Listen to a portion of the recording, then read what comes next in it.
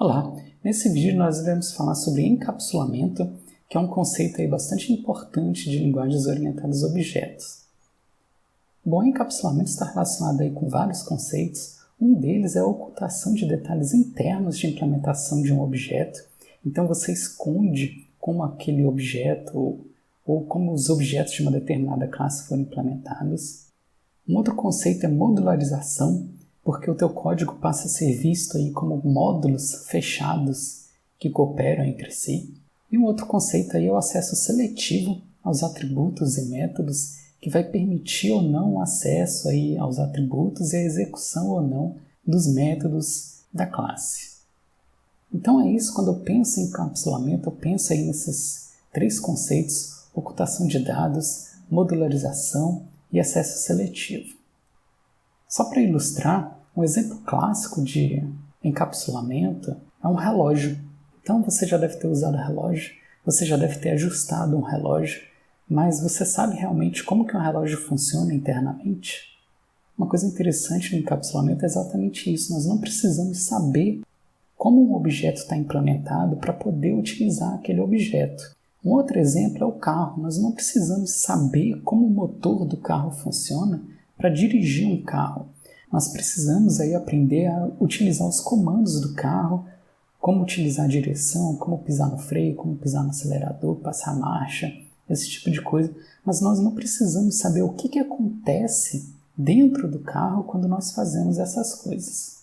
Em outras palavras, nós não precisamos ser um Einstein para dirigir um carro. Nós não precisamos conhecer todos os detalhes de como um carro funciona para poder dirigir.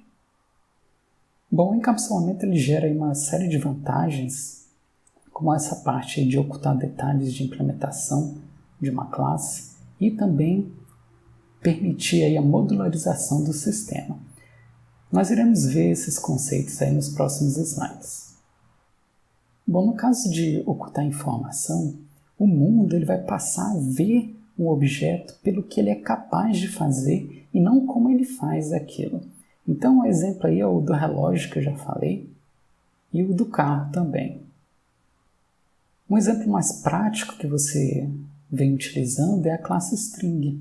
Você deve saber sim que internamente a classe string usa um vetor de caracteres, mas você só sabe disso porque eu fui lá e te mostrei o código-fonte da classe string. Quem utiliza a classe string na linguagem Java não precisa saber que internamente ele tem um vetor de caracteres. Inclusive, esse vetor é escondido.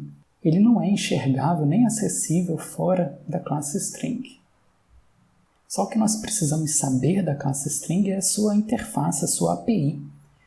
Como utilizar os construtores, os métodos de concatenar e pesquisar, saber o tamanho da string e por aí vai.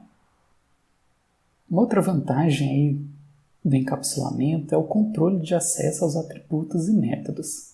Então é possível impedir o acesso a alguns atributos e a execução de alguns métodos internos. Isso gera algumas vantagens, como por exemplo garantir que a classe funcione do jeito planejado. Por exemplo, imagine uma classe pessoa. Vamos dizer que pessoa tem idade, tem CPF e tem data de nascimento. O que aconteceria se você acessasse o atributo de idade diretamente e colocasse um valor negativo para esse atributo? A sua classe funcionaria com um valor de idade negativo? Provavelmente não. No caso do CPF, o que aconteceria se alguém colocasse algum CPF inválido? E por fim, no caso de data de nascimento, o que aconteceria se tivesse alguma data inválida lá? Tudo isso são coisas que você deveria levar em consideração na sua implementação se você permitir o acesso direto a esses atributos. Mas o encapsulamento permite impedir esse acesso, como nós iremos ver. Mas um outro exemplo é a classe relógio. Como ter certeza que uma data que foi setada é válida? Isso não seria possível se você permitir o acesso direto ao atributo da data.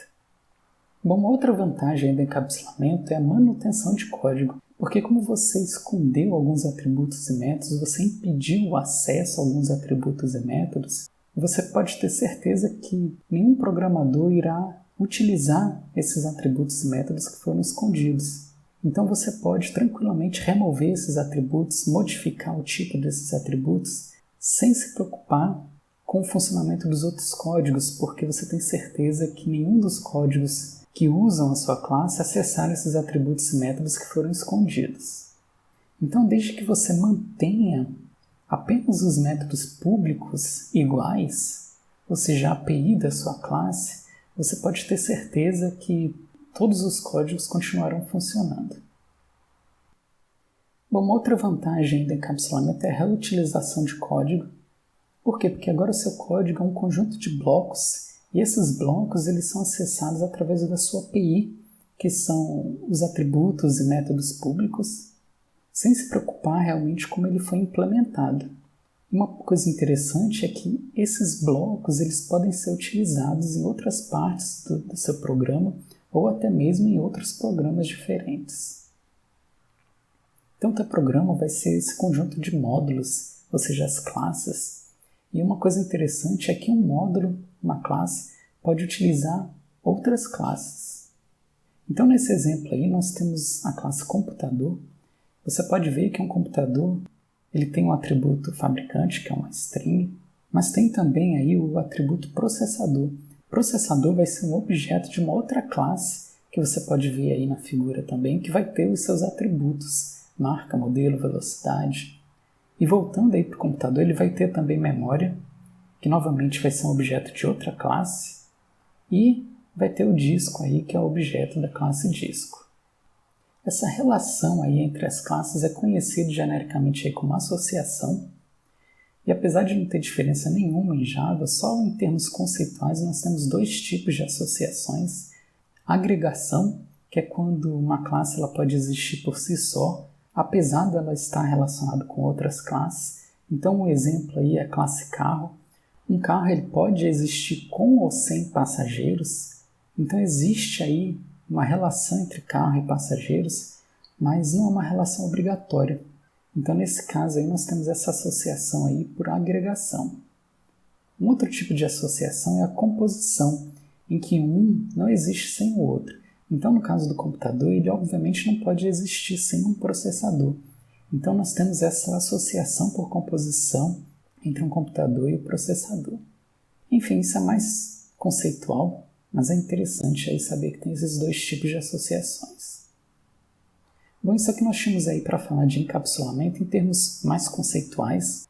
No próximo vídeo, nós vamos continuar falando de encapsulamento, só que como implementar isso na prática na linguagem Java.